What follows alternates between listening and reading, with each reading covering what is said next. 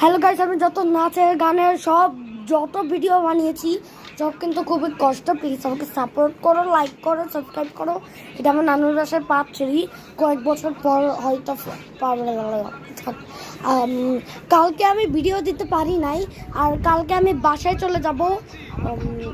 গতকাল আমি ভিডিও দেই নাই, কালকে আমি বাসায় চলে যাব।